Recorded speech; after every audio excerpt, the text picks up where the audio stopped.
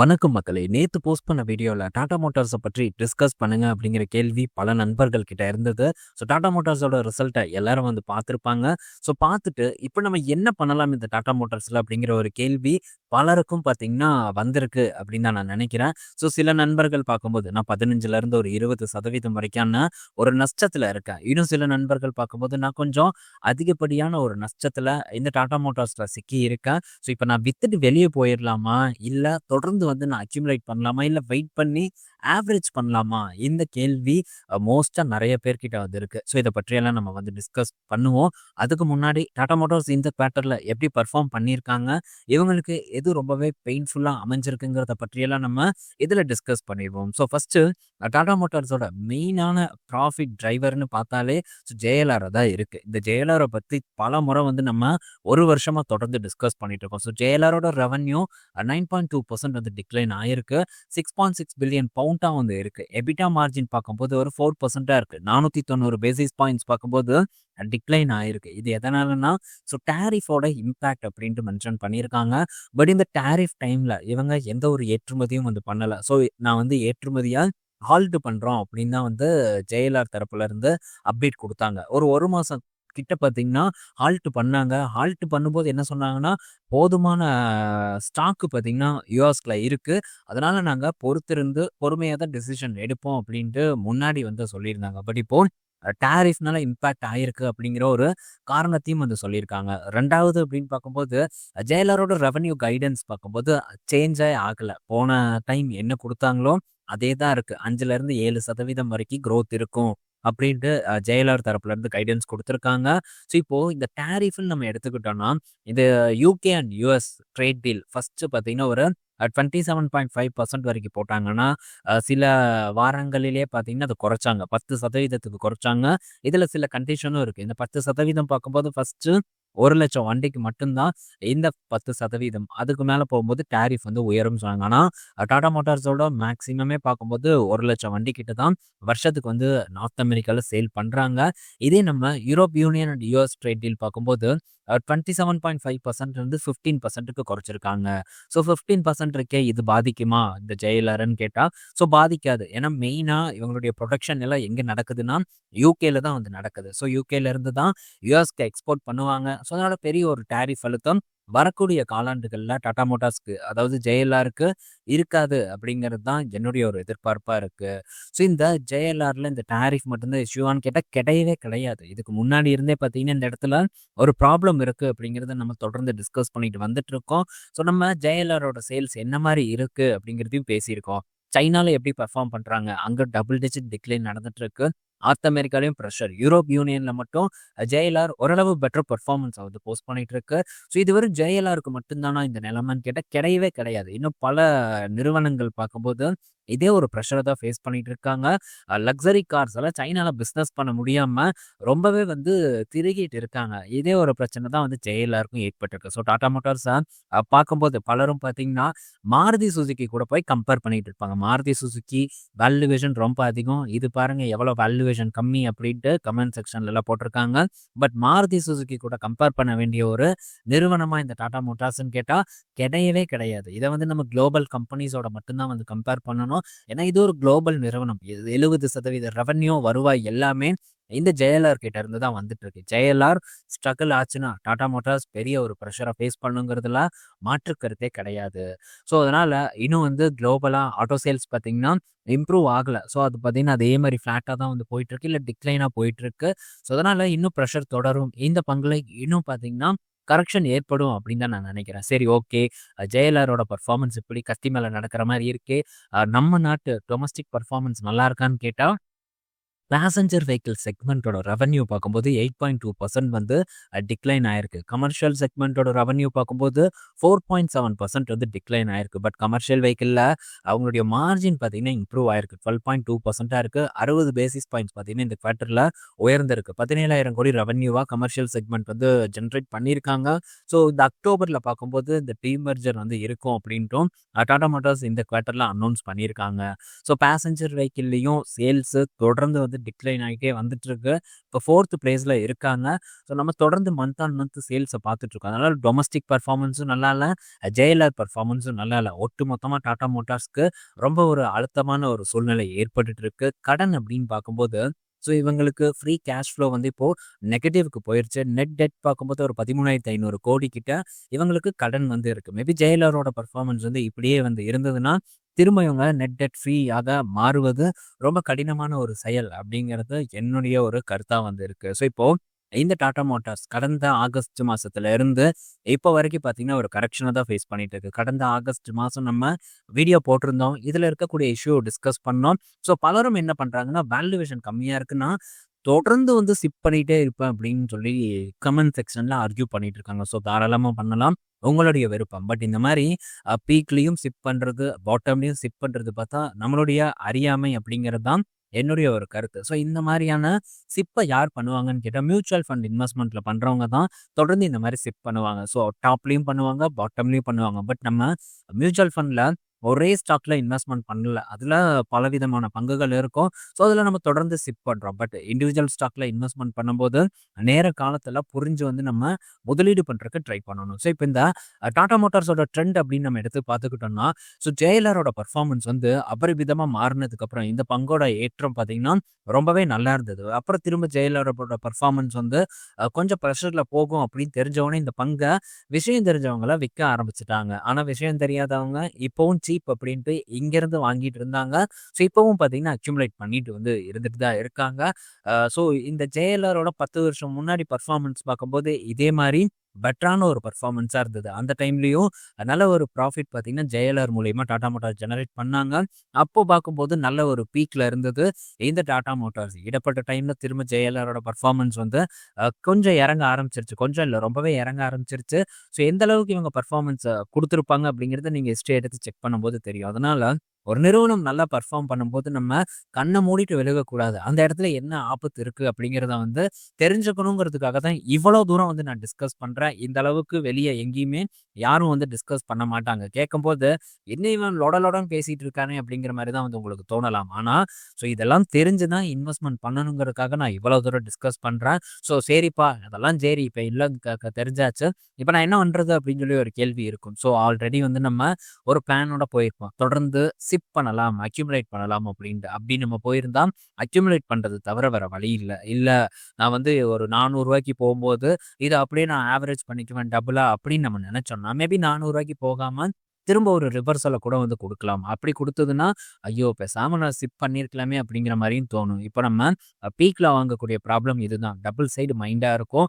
வாங்க வாங்க இறங்கிட்டே இருக்கும். வாங்காமல் நிறுத்தினா ஏறும்போது வந்து நம்ம திரும்ப சிப் பண்ணுறதுக்கு கொஞ்சம் வந்து தயாராகிட்டு இருப்போம். இதெல்லாம் வந்து ஒரு ப்ராப்ளமாக இருக்குது. ஸோ மேபி மேலே வாங்கியாச்சுன்னா அப்பப்போ 1 2ன்ட்டு நம்ம இறங்க வாங்குறது தவிர வேற வழி இல்லை.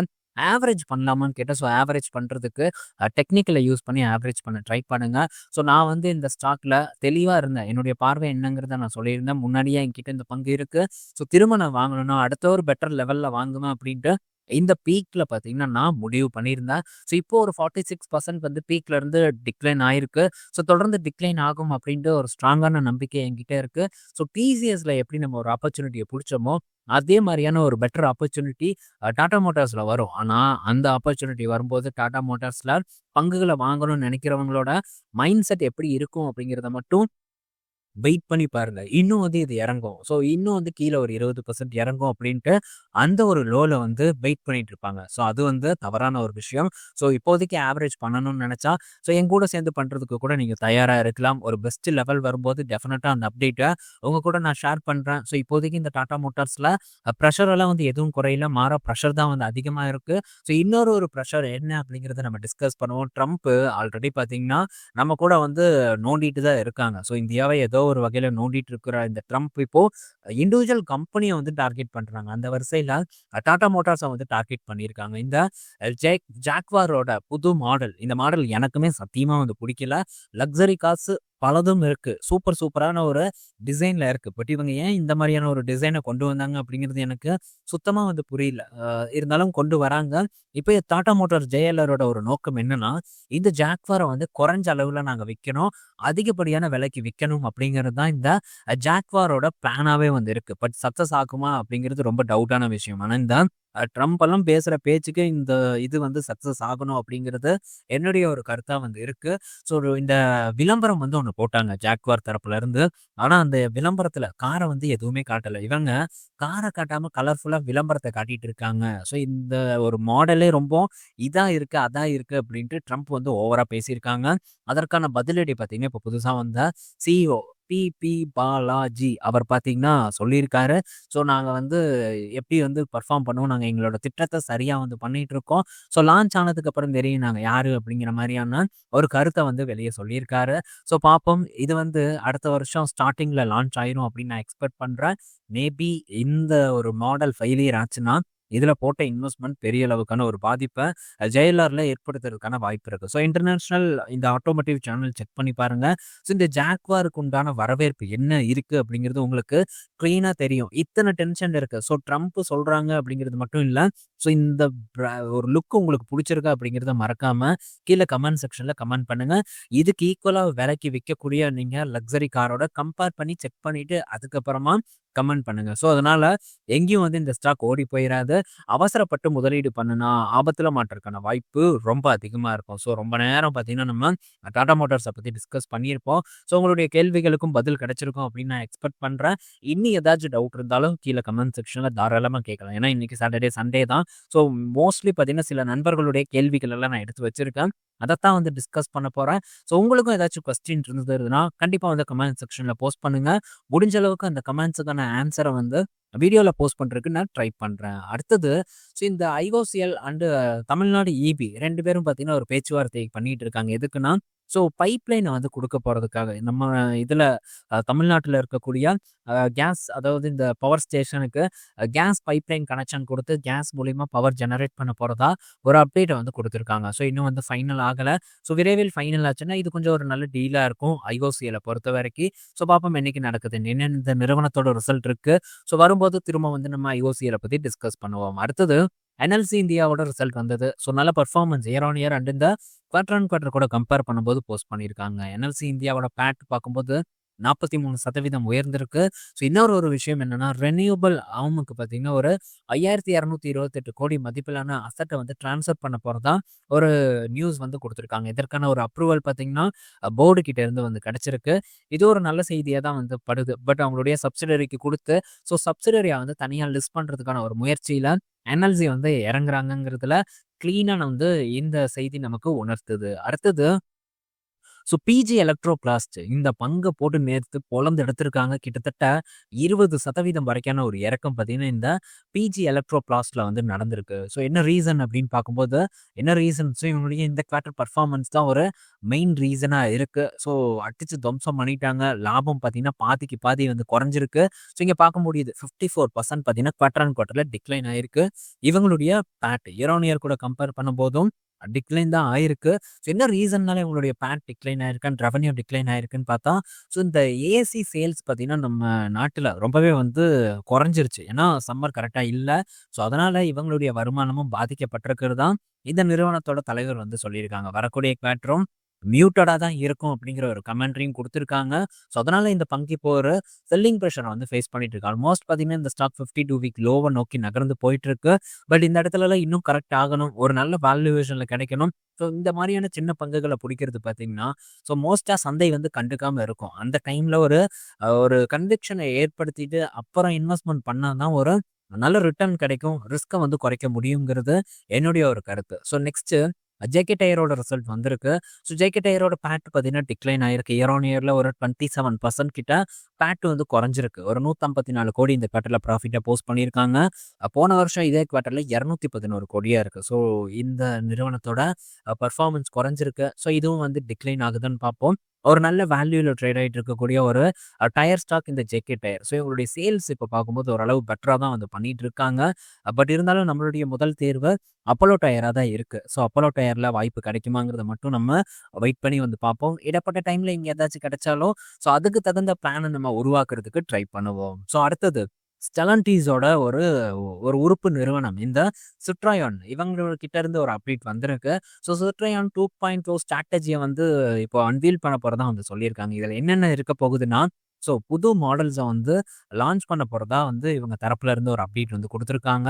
ஸோ எத்தனை மாடல் வேணா லான்ச் பண்ணு, ஆனா விற்காது. என்ன காரணம்? மோஸ்டா இந்த காரை ஃபாலோ பண்றவங்களுக்கு ரொம்ப நல்லாவே தெரியும். ஷோரூமே பார்த்தீங்கன்னா இருக்காது. இதுதான் ஒரு மெயின் ரீசன். ரொம்பவே பார்த்தீங்கன்னா ஒரு கம்ஃபர்ட்டான ஒரு வண்டி.